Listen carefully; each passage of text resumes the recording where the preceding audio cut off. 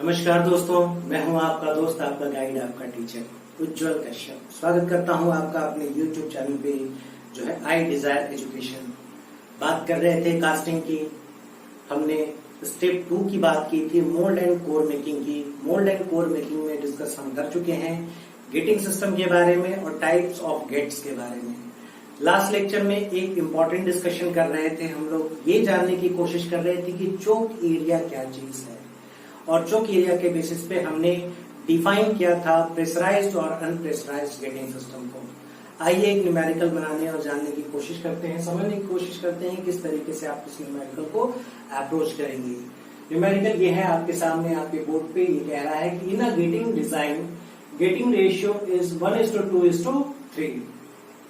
It is used to produce a casting of mass 30 kg.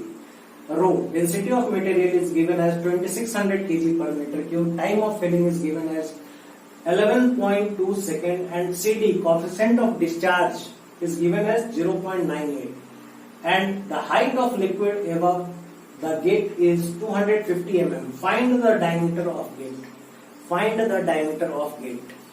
आपको क्या दे रखा है? आपको गेटिंग रेशियो दे रखी है और आपको वो सारे डिटेल्स दे रखे हैं जिनसे आप चोक एरिया कैलकुलेट करेंगे। तो पहली कैलकुलेशन आप करेंगे चोक एरिया की। चोक एरिया कैलकुलेशन करने के बाद आप गेटिंग सिस्टम के रेशियो के हेल्प से आप निकालने की कोशिश करेंगे डिफरेंट डायमीटर्स, और इस तरीके से आप फाइनली ऑब्टेन कर पाएंगे अपने गेट के डायमीटर को। आइए देखते हैं चोक एरिया की रिलेशन। चोक एरिया की रिलेशन हमें पता है। चोक एरिया के लिए जो रिलेशन डिफाइन की गई थी वो थी mass of the casting, mass of the casting divided by density of material, density of material into TF, TF time for filling up the mold cavity into CD coefficient of discharge into root under 2G HT। HT की बात हमने की थी, और HT क्या थी यहाँ पे? HT थी आपकी height of the liquid in screw above the gate. ठीक है, उम्मीद है ये चीजें क्लियर है। आइए इसकी कैलकुलेशन देखने की कोशिश करते हैं। कैलकुलेटर करने की कोशिश करें तो मास की है आपकी, मास की वैल्यू दे रखी है 30 kg। आपकी डेंसिटी दे रखी है 2600 into TF 11.2 into CD 0.98 into root under 2 into 9.81 into 250 mm। Dimension की बात आ जा रही है। डायमेंशन में देखिए यहाँ मीटर क्यूब है, ठीक है। बाकी कहीं आपकी डायमेंशन लेंथ की नहीं है, दूसरी लेंथ की डायमेंशन मिलीमीटर है। यहाँ मीटर क्यूब है, आप इसे कन्वर्ट कर लीजिए मीटर में। अगर आप चाहें तो आप यहाँ कन्वर्ट कर सकते हैं इसको पर मिलीमीटर क्यूब में, और आप कैलकुलेशन कर सकते हैं। बट हम लोग यहाँ कन्वर्ट करेंगे इसे मीटर में, और ये आपकी फाइनल वैल्यू आएगी। कुछ कैलकुलेशन पे इसकी कुछ वैल्यू आएगी। ये जो आया ये आपका चोक एरिया है, और गेटिंग ये रेशियो आपको दिया है GR। गेटिंग रेशियो की वैल्यू आपको दी हुई है 1:2:3। मतलब क्या है? पहला है screw is to runner is to gate. याद है लास्ट लेक्चर में हम बात कर रहे थे SRG की, बात की थी हमने SRG की, स्क्रू रनर गेट की। आपके पास जो एरिया आया, चोक एरिया आया, ठीक है, ये अलग वैल्यू दे रखी है आपको। आपके पास चोक एरिया की वैल्यू आई, आपके पास चोक एरिया की जो वैल्यू आएगी वो अप्रोक्सीमेटली होगी वैल्यू आ रही है 4 इसकी वैल्यू आएगी आपकी 4.74 या 47.464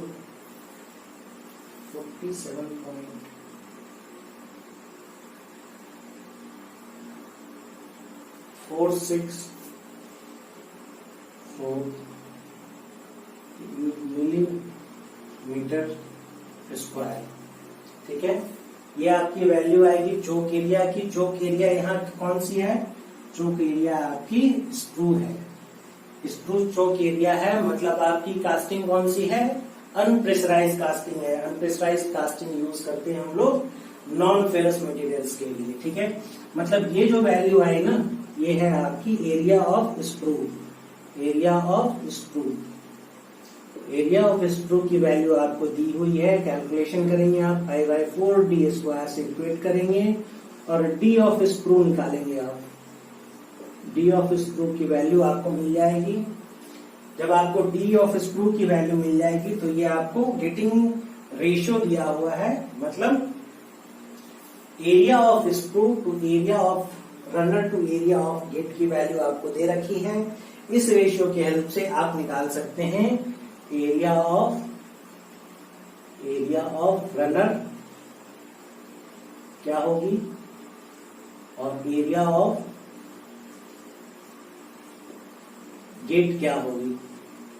तो यहां से आप डायमीटर ऑफ गेट और डायमीटर ऑफ स्क्रू की भी वैल्यू निकाल सकते हैं। अगर बात करें एग्जैक्ट डायमेंशन की, 24.58 डायमीटर ऑफ स्क्रू आएगी आपकी 24.58 मिलीमीटर। डायमीटर ऑफ रनर आएगी आपकी, डायमीटर ऑफ रनर आएगी आपकी 34.765 mm और डायमीटर ऑफ गेट की जो वैल्यू है वो आपकी आएगी 42.578 ये आपकी mm वैल्यू आएगी। ये आपका रिजल्ट है, कैलकुलेशन कर लेंगे आप। ठीक है, उम्मीद है यहां तक क्लियर है।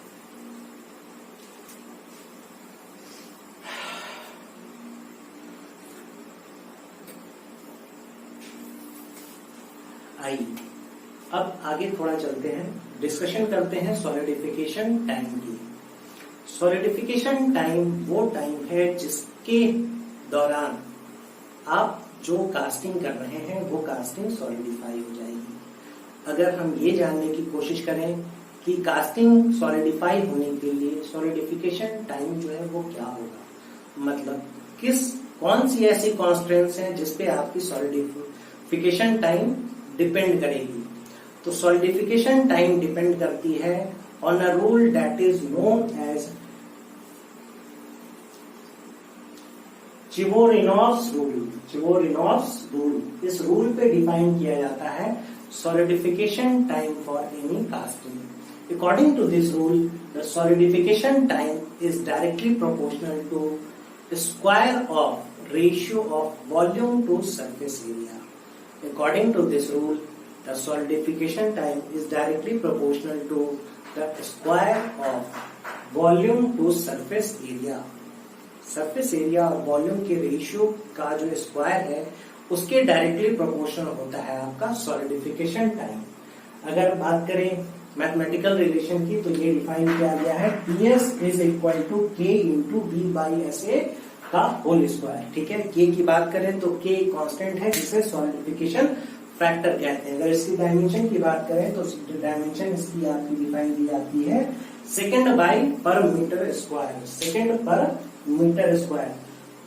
अब देखिए, अगर सॉलिडिफिकेशन टाइम ये है, मतलब सॉलिडिफिकेशन टाइम की कोरिलेशन अगर हम कर रहे हैं वॉल्यूम और सरफेस एरिया से, तो क्यों कोरिलेट कर रहे हैं पहले ये समझने की कोशिश करते हैं। ठीक है, अगर कोई मोल्ड है आपके पास, ठीक है, एक मोल्ड है आपके पास, और मोल्ड क्या है, मोल्ड में आपका मोल्टेन मेटल फील्ड है, ठीक है, मोल्ड में आपका मोल्टेन मेटल फील्ड है। मोल्ड में जो मोल्टेन मेटल फील्ड है वो क्या है, एलिवेटेड टेम्परेचर पे है।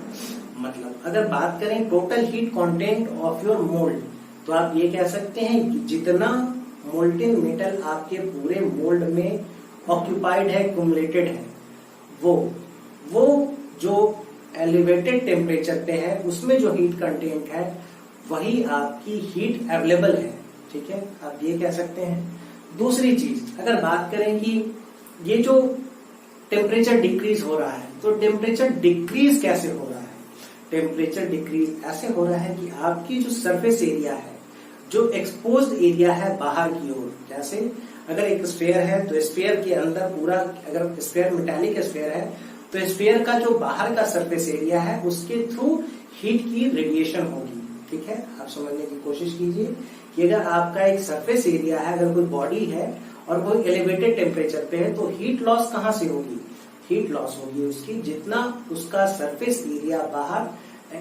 बाहर एटमॉस्फेयर से कांटेक्ट में है, उस एरिया पे आपकी हीट लॉस होगी। उम्मीद है ये चीजें समझ रहे हैं आप। अगर बात करें एक स्फीयर की, तो स्फीयर के चारों ओर जितनी सरफेस एरिया है, जैसे उसे डिफाइन करते हैं bye mathematical relation of 4πr², ठीक है। तो स्फीयर के चारों ओर जितनी एरिया है जो आपके कांटेक्ट में है एटमॉस्फेयर से, उस सरफेस एरिया से क्या होगी, हीट लॉस होगी। अगर बात करें एक सिलेंडर की, तो सिलेंडर के एटमॉस्फेयर के कांटेक्ट में ये चारों ओर और ये टॉप एंड बॉटम, ये जो आपकी कांटेक्ट एरिया है जो एटमॉस्फेयर के कांटेक्ट से है, वो हीट लिबरेट करेगी, वो इस बॉडी के अंदर जितनी हीट होगी उसको लिबरेट करेगी due to contact in the atmosphere और आउटर एटमॉस्फेयर, ठीक है। तो आप ये कह सकते हैं कि वॉल्यूम V जो यहाँ है वो ये बताने की कोशिश कर रहा है कि आपकी टोटल हीट अवेलेबल कितनी है, और सरफेस एरिया जो है वो ये बताने की कोशिश कर रहा है कि आपकी जो हीट लॉस हो रही है, हीट ट्रांसफर हो रही है, वो कितने सरफेस एरिया से हो रही है, ठीक है। उम्मीद है ये चीजें क्लियर है। ये एक रूल है जिसे आपको समझने की जरूरत है। अब ठीक है, यहां इसके बाद हमारे डिस्कशन में नेक्स्ट पॉइंट जो आता है, वो नेक्स्ट पॉइंट आता है आपके एक इंपॉर्टेंट पार्ट का गेटिंग सिस्टम में, जिसे हम लोग डिफाइन करते हैं by the name of riser, ठीक है। राइजर, आइए पहले समझने की कोशिश करते हैं राइजर क्या है। अगर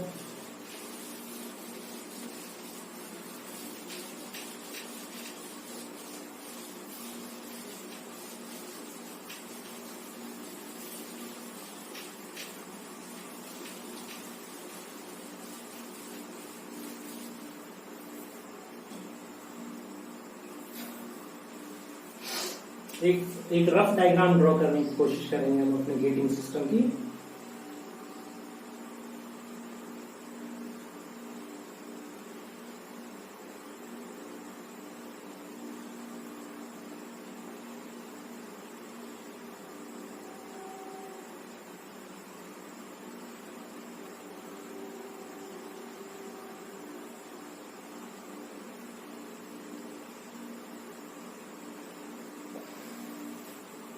ये एक रफ डायग्राम है आपके गेटिंग सिस्टम की। Pouring basin, screw, runner, mould cavity and this one is the riser, ठीक है, राइजर। अब आइए पहले समझने की कोशिश करते हैं राइजर क्या चीज है, क्यों जरूरत है इसकी, ठीक है। देखिए, राइजर की दो इंपॉर्टेंट फंक्शन है। प्लेस क्या है वो आप देख चुके, पोजीशन क्या है आपके राइजर की, ये आपकी पोजीशन है। राइजर की पोजीशन चेंज भी होती है, ठीक है, क्यों रखती है और किस तरीके से रखते हैं, उसकी एक डेफिनेट प्रॉपर मेथड है जिसे हम लोग मॉडुलस मेथड कहते हैं, आगे डिस्कस करेंगे, ठीक है। पहले ये समझने की कोशिश कीजिए। और भी कई टाइप्स ऑफ राइजर भी होते हैं, ब्लाइंड राइजर होते हैं, कुछ और भी होते हैं, ठीक है। डबल बी राइजर कभी कभी यूज करते हैं depending upon the casting size, ठीक है। तो आइए पहले बेसिक समझने की कोशिश करते हैं कि व्हाट इज राइजर। राइजर एक एडेड एलिमेंट है, एक एडेड पार्ट है आपके हीटिंग सिस्टम का, जिसके दो मेजर फंक्शंस हैं। ठीक है, पहली फंक्शन, अगर पहली फंक्शन की बात करें तो पहली फंक्शन आपके राइजर की ये है कि जब आप यहाँ मोल्टेन मेटल को पोर कर रहे हैं, आपने पोरिंग बेसिन में मोल्टेन मेटल को पोर करना स्टार्ट किया।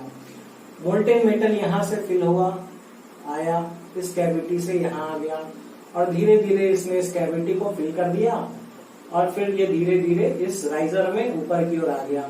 जब इस पॉइंट पे आपको मोल्टेन मेटल दिखने लगा तो आपको ये समझ आ गया कि अब आपकी मोल्ड कैविटी पूरी की पूरी फिल हो चुकी है। ठीक है, जब आपको मोल्टेन मेटल यहाँ नजर आ गया तो आप ये समझ पा रहे हैं कि अब आपकी मोल्ड कैविटी मोल्टेन मेटल से फिल हो चुकी है। Now you need to stop your pouring, now you need to stop metal pouring. आपको मेटल पोरिंग को स्टॉप करने की जरूरत है यहाँ पे। क्यों? अगर नहीं करेंगे तो मेटल क्या होगा? लॉस होगा। ठीक है, लॉस इज नॉट टॉलरेबल। जब भी कोई ऑपरेशन करते हैं तो ऑप्टिमाइजेशन की बात करते हैं, minimum cost and maximum profit. अगर आप मेटल वेस्ट करेंगे तो फिर क्या होगी? लॉसेज होगी, जो डिजायरेबल नहीं है। ठीक है, मतलब जब आपने पोरिंग यहाँ पे शुरू की और आपका मोल्टेन मेटल फिल हो गया आपके मोल्ड कैविटी में, और तो आपका मोल्टेन मेटल राइज होगा इस राइजर से ऊपर की ओर। आप देखेंगे राइजर में मोल्टेन मेटल आ चुका है अपर लेवल तक, आप अपनी पोरिंग फिल करना बंद करेंगे, आप अपनी पोरिंग को बंद करेंगे। मतलब पहला काम फंक्शन, अगर बात करें फंक्शन की तो पहली फंक्शन क्या हो गई आपके राइजर की? To decide if the mold cavity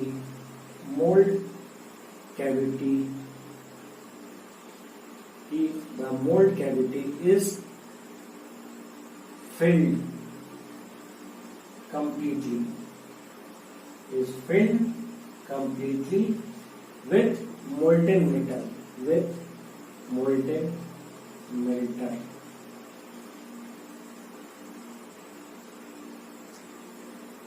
i.e.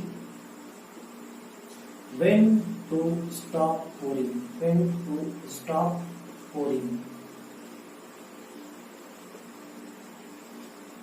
of molten metal। Pouring आपको कब आपके मोल्टेन मेटल की बंद करनी है, ये फंक्शन पहली फंक्शन है आपके राइजर की। ठीक है, पहली फंक्शन आपके है राइजर की कि आप मोल्टेन मेटल को आप पोर करना बंद कर सकते हैं। आपकी मोल्ड कैविटी पूरी की पूरी फिल हो चुकी है। मतलब राइजर आपको ये बताएगा कि आपकी मोल्टेन मेटल अब फिल कर चुकी है आपके मोल्ड कैविटी को, अब आप पोर करना बंद कीजिए, नहीं तो आपकी मोल्टेन मेटल वेस्ट हो जाएगी। ठीक है, अगर आप करते रहेंगे तो मोल्टेन मेटल आपकी वेस्ट हो जाएगी। पहली फंक्शन ये है। अब आइए दूसरी फंक्शन समझने की कोशिश करते हैं। ठीक है, हमने एक ग्राफ पढ़ा था कहाँ? जब हम सिंक्रोनाइज्ड अलायंस की बात कर रहे थे। ठीक है, बात हम कर रहे थे इस ग्राफ की। ठीक है, आइए यहाँ ड्रॉ करते हैं। बात कर रहे थे हम लोग इस ग्राफ की, जहां इस पॉइंट पे टाइम था और इस एक्सिस पे, वाई एक्सिस पे आपका टेम्परेचर था। ठीक है, बात की थी हमने टाइम वर्सेस टेम्परेचर ग्राफ की, और ये बात की थी कि मोल्टेन मेटल जब आपने पोर करना स्टार्ट किया तो ये क्या थी? इसकी रूम टेम्परेचर थी। ठीक है, ये इसकी रूम टेम्परेचर थी। यहाँ इस पॉइंट पर ये क्या थी? टी मेल्टिंग पॉइंट थी। ठीक है, और यहाँ स्टेट क्या थी आपकी? सॉलिड थी। ठीक है, और फिर भी आपने हीटिंग कंटिन्यू रखा। यहाँ पोजीशन क्या थी? टेम्परेचर कांस्टेंट हुई, फेज ट्रांसफॉर्मेशन हुआ, आपकी सॉलिड लिक्विड बन गई, आपकी सॉलिड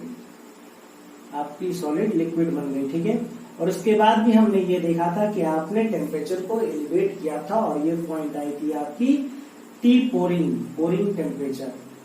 ठीक है, ये बात की थी हमने।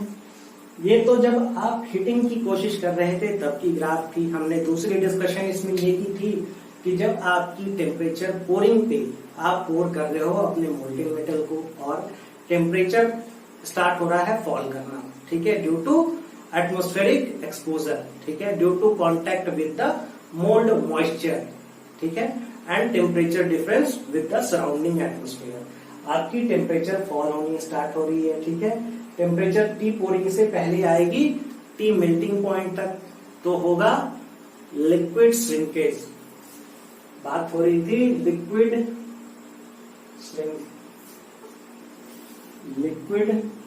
श्रिंकेज की, ठीक है। जब आपका टेम्परेचर क्या हो गया, जब आपका टेम्परेचर पहुंच गया T melting point of liquid और फेज ट्रांसफॉर्मेशन स्टार्ट हुई, मतलब आपका लिक्विड जो मेटल था वो सॉलिडिफाई होने लगा इनटू द सॉलिड पार्ट। तो आई आपकी दूसरी श्रिंकेज जिसको कह रहे थे आप phase transformation shrinkage, phase transformation shrinkage.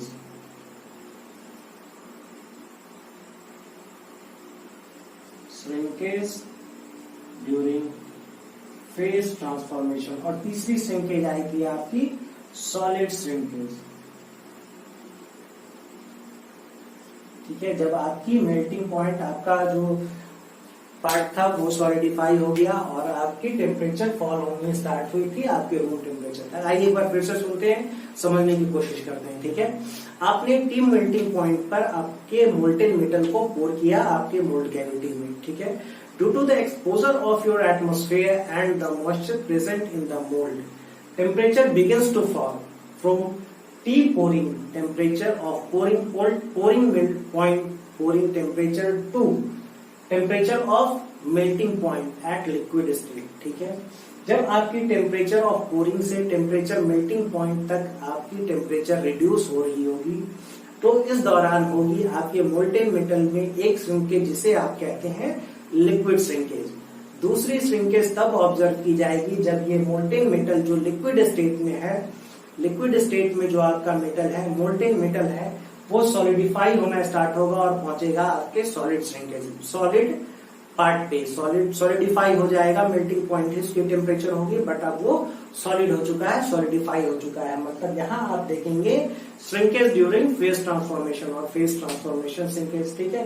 और तीसरी श्रिंकेज तब आप देखेंगे जब आपकी कास्टिंग सॉलिडिफाई तो हो चुकी होगी बट क्या होगी, सॉलिड स्टेट में at elevated temperature at melting point, और इसकी टेम्परेचर फॉल होनी होगी अप टू रूम टेम्परेचर। तो तीन श्रिंकेज की बात हम कर चुके हैं। पहली श्रिंकेज थी लिक्विड श्रिंकेज, दूसरी थी फेज ट्रांसफॉर्मेशन श्रिंकेज और तीसरी थी सॉलिड श्रिंकेज। तो ये राइजर कॉम्पेंसेट करेगा आपके इस लिक्विड के श्रिंकेज को और इस फेज ट्रांसफॉर्मेशन के श्रिंकेज को। मतलब फंक्शन 2 फॉर राइजर का दूसरा फंक्शन ये हुआ कि राइजर कॉम्पेंसेट करेगा, riser will compensate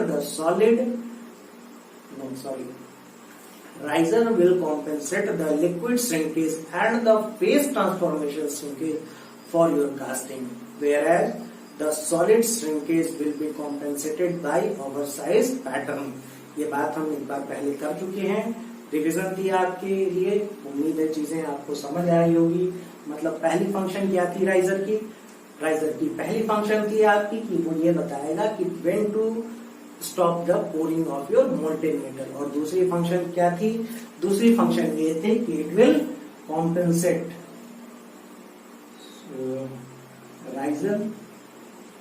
riser will compensate the liquid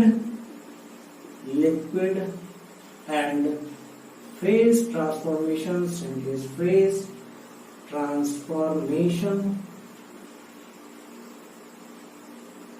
shrinkage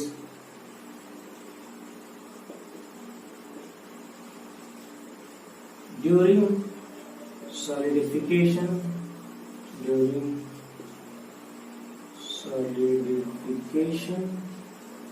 of your molten metal।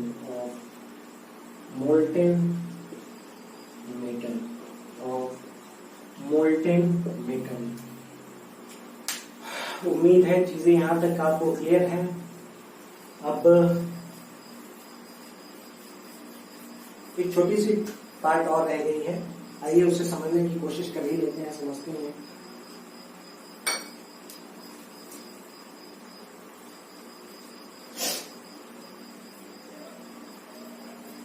अगर आप चाहिए तो प्लीज एक स्क्रीनशॉट ले लीजिए।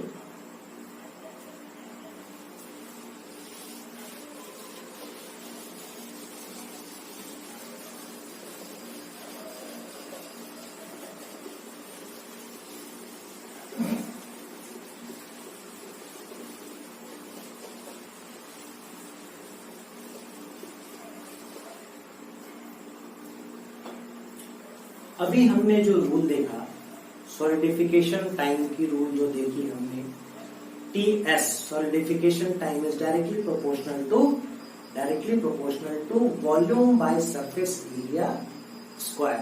ठीक है, अब देखिए आप एक बात और समझने की कोशिश कीजिए कि सिर्फ राइजर का दूसरा फंक्शन ये है कि राइजर कॉम्पेंसेट करे आपके liquid and phase transformation shrinkage को। मतलब जब टेम्परेचर फॉल हो रही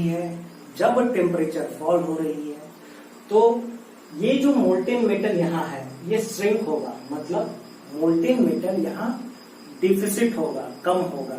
तो इस मोल्ड कैविटी में जो मोल्टेन मेटल कम होगा उसे कॉम्पेंसेट करने के लिए आपका राइजर में जो मोल्टेन मेटल है वो क्या होगा, नीचे आएगा। मतलब ये राइजर में जो मोल्टेन मेटल प्रेजेंट है वो कॉम्पेंसेट करेगा इसके लिक्विड श्रिंकेज को इनिशियली। मतलब जब लिक्विड टेम्परेचर लूज करेगा तो इसकी क्या होगी, लेवल घटेगी, और लेवल घटेगी तो ये यहाँ मोल्टेन स्टेट में आपके पास मेटल होना चाहिए ताकि इसकी श्रिंकेज को ये कॉम्पेंसेट कर सके।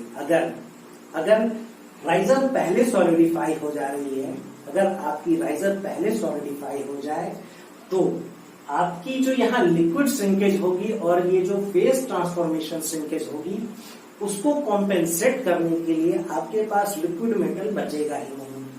मतलब अब आप इस बात को समझ रहे हैं कि आपकी जो राइजर होनी चाहिए वो सॉलिडिफाई होनी चाहिए after the solidification of your mould cavity. Mould में आपके पास मोल्ड कैविटी में जो मोल्टेन मेटल है जब वो सॉलिडिफाई हो जाए तो आपकी सॉलिडिफिकेशन होनी चाहिए राइजर की। ठीक है, ये इंपॉर्टेंट पॉइंट है। इसे समझने के बाद हम ये डिसाइड करने की कोशिश करेंगे अब कैसे, अब ये जो राइजर है ये कैसे लास्टली सॉलिडिफाई होगा। ठीक है, तो आइए समझने की कोशिश करते हैं।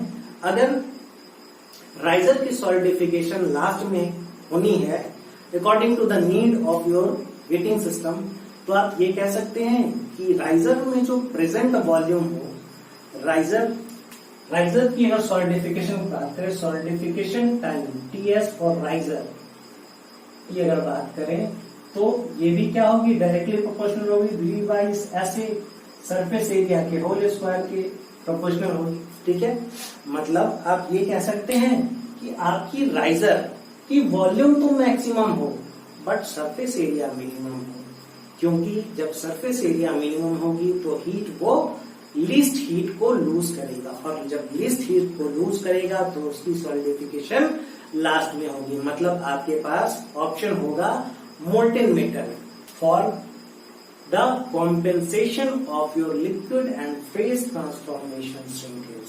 ओके, इट इज क्लियर, उम्मीद है क्लियर है।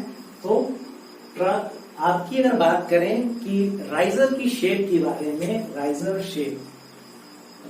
के शेप के बारे में अगर बात करें तो वैसे शेप्स डिजायरेबल होंगे हमारे लिए जिनकी वॉल्यूम तो सबसे ज्यादा हो बट सरफेस एरिया लिस्ट हो। अगर जितने आपके पास अवेलेबल ज्योमेट्रिकल शेप्स हैं, अगर सारे ज्योमेट्रिकल शेप की बात करें तो sphere is the geometrical shape for which the volume is maximum and surface area is minimum। मतलब अगर बात करें स्फीयर की तो वॉल्यूम बाय सरफेस एरिया की रेशियो क्या होगी, 4/3 pi r cube by 4 pi r square. अगर कैंसिल आउट आप करें तो ये वैल्यू होगी आपकी R/3। 3, मतलब आप लिख सकते हैं d/6। ठीक है, मतलब स्फेयर के लिए अगर बात करें तो जो वॉल्यूम बाय सरफेस एरिया की रेशियो होगी वो होगी d/6। ठीक है, और ये लिस्ट है।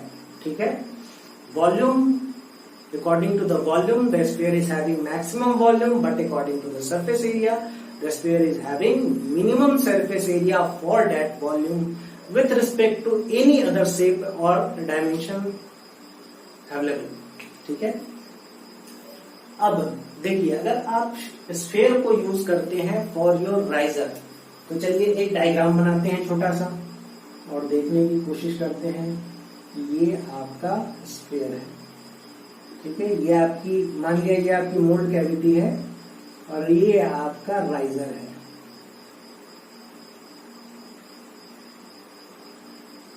ठीक है, ये आपका राइजर है और ये आपकी मोल्डिंग बॉक्स। ठीक है, अब देखिए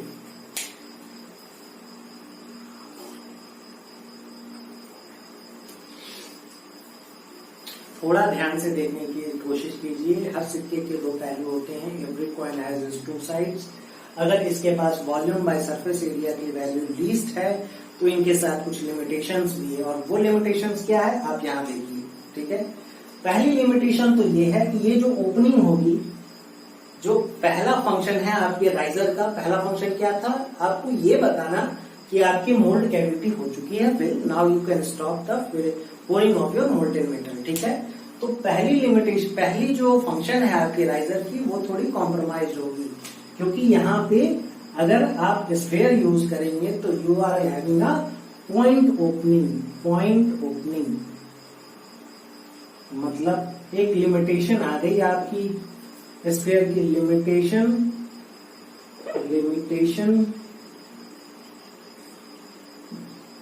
of using sphere as a riser।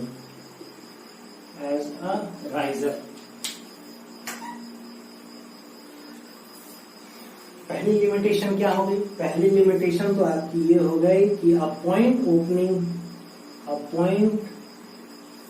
opening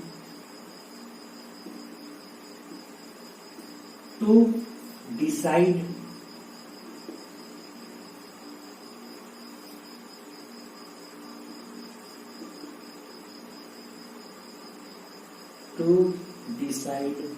if cavity is filled or not। मतलब पहली लिमिटेशन तो ये हो गई कि आप इस चीज को कैसे डिसाइड करेंगे कि आपकी मोल्ड कैविटी फिल हुई है नहीं, उस चीज को देखने के लिए आपके पास बस एक पॉइंट की ओपनिंग होगी। ठीक है, दूसरी एक और लिमिटेशन है आपके स्फेयर की, स्फेयर का जो मैक्सिमम मास है, मैक्सिमम मोल्टेन मेटल है, वो प्रेजेंट होगा in the middle of the sphere, मतलब इस पार्ट में मैक्सिमम हीट और मैक्सिमम मोल्टेन मेटल की प्रेजेंस होगी। ठीक है, और यहाँ जिस पॉइंट पे ये आपका मोल्टेन मतलब स्फेयर राइजर जिस पॉइंट पे आपके मोल्ड कैविटी से अटैच होगा, ये भी आपकी एक पॉइंट ओपनिंग होगी। मतलब अगर आपकी मोल्टेन मेटल की शॉर्टेज होती है, मतलब अगर लिक्विड की श्रिंकेज हुई और मोल्टेन मेटल शॉर्ट पड़ गया आपके मोल्ड कैविटी में, तो मोल्ड कैविटी में प्रेजेंट लिक्विड श्रिंकेज के वजह से मेटल की डिफिशियंसी को कॉम्पेंसेट करने के लिए आपके पास एक पॉइंट ओपनिंग होगी, जिसके थ्रू मोल्टेन मेटल को कॉम्पेंसेट कर पाना एक तो टाइम टेकिंग होगा, दूसरा डिफिकल्ट होगा, और possibility of defect will be more. ठीक है, मतलब maximum available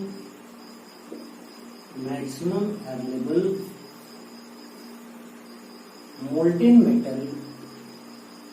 molten metal in riser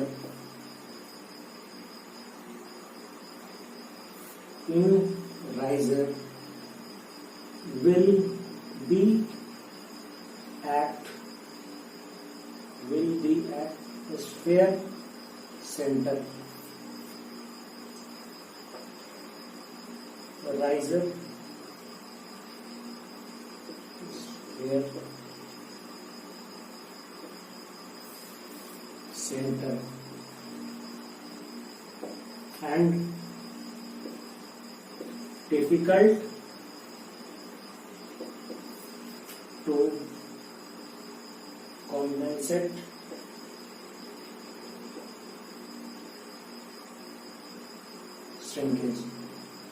shrinkage को कॉम्पेंसेट कर पाना आपके इस मोल्टेन मेटल के लिए डिफिकल्ट होगा, जो कि इस राइजर के सेंटर में अवेलेबल है। उम्मीद है ये चीजें क्लियर है। अगर आप चाहिए तो एक स्क्रीनशॉट ले लीजिए, थोड़ी और डिस्कशन रह गई है।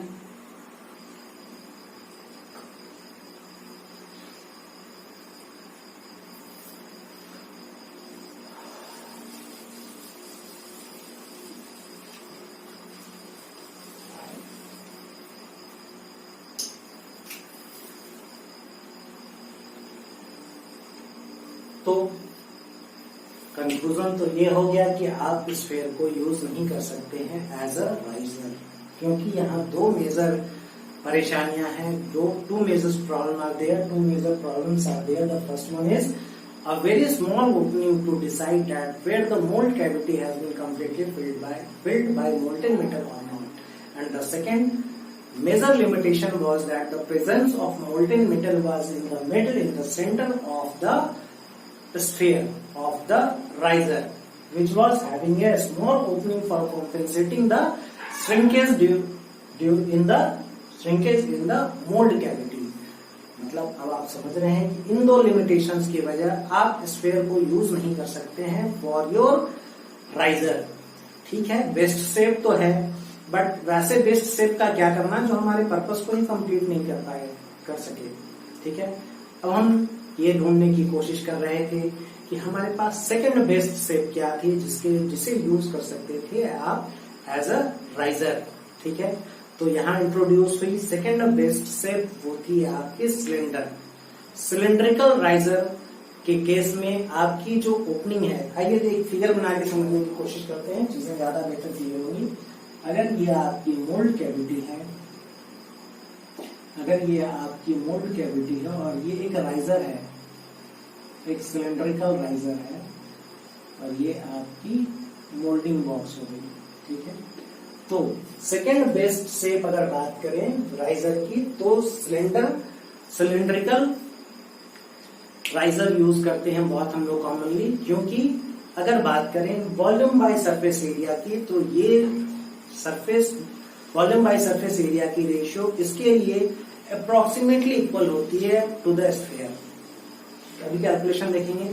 दूसरी चीज जो लिमिटेशंस यहाँ थी कि हमारी लोअर पॉइंट पे ओपनिंग बहुत माइनर थी, पॉइंट ओपनिंग थी, अपर टॉप पॉइंट पे ओपनिंग बहुत माइनर थी, वो लिमिटेशंस हमारी यहाँ नहीं रहती है। ठीक है, मतलब अगर आप देखने की कोशिश करें तो इस पार्ट पे भी इसकी ओपनिंग एक बड़ी ओपनिंग है, एक सर्कुलर ओपनिंग है, और बात करें अगर टॉप पॉइंट पे आप ये देखने की कोशिश करें कि मोल्टेन मेटल फिल हो चुकी है, तो यहाँ भी एक बड़ी ओपनिंग अवेलेबल है। ठीक है, मतलब जो लिमिटेशंस थी आपके स्फीयर की, वो लिमिटेशंस यहाँ नहीं रहती है। ठीक है, अगर बात करें वॉल्यूम बाय सरफेस एरिया की, volume by surface area for a cylinder, तो आप कह सकते हैं I/4 B square H is the volume of this cylinder. और अगर एरिया की बात करें तो 2 इंटू, चूंकि दो square two circular parts are there, 2 into pi/4 r square plus a cylindrical part is there, pi dh,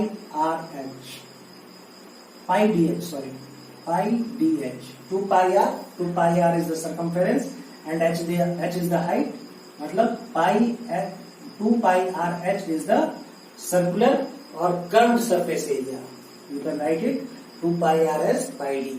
ठीक है, तो ये आपकी वैल्यू हो गई। अगर आप इक्वेट करें if d diameter is equal to h, if, तो आप इसकी कैलकुलेशन कर सकते हैं और वैल्यू आएगी आपकी I/4 है, ये d² होगी, सॉरी। ठीक है, तो अगर dh की वैल्यू 1 है तो आप ये क्या कट कर सकते हैं। ठीक है, पाई विल कैंसिल आउट, 4 यहाँ 4 आ जाएगी आपकी। ठीक है, यहाँ 2 हो गई, यहाँ 4 हो गई और सारी चीजें कट गई, तो ये आ गया आपका d/6। मतलब अप्रोक्सीमेटली यहाँ की वैल्यू कितनी आ गई आपकी, वही आ गई जो आपके स्फीयर के लिए आ रही थी। मतलब यहाँ की अगर हम सॉलिडिफिकेशन टाइम की बात करें तो solidification time will be equal to d/6 square for a cylinder. और अप्रोक्सीमेटली ऐसी केसेस हम लोग देख रहे थे आपके स्फीयर के लिए। तो the best shape which is available for your riser is cylinder. Sphere को हम क्यों यूज नहीं करते हैं, ये चीजें आप समझ रहे हैं। तो यहाँ तक राइजर की डिस्कशन खत्म होती है। अगली लेक्चर में हम लोग कुछ और आगे देखने और समझने की कोशिश करेंगे। चीजें उम्मीद है आपको क्लियर हो रही है। अगर चीजें क्लियर हो रही है, अगर कोई इश्यू हो रहा है तो आप मुझे मेल कर सकते हैं, आप मुझे कमेंट बॉक्स में शेयर कर सकते हैं। ठीक है, उम्मीद है सारी चीजें क्लियर है। अगर चीजें पसंद आ रही हो, समझ आ रही हो तो कृपया लाइक करें, शेयर करें, सब्सक्राइब करें ताकि इन चीजों का फायदा कुछ और लोग भी उठा सकें। थैंक यू, जय हिंद।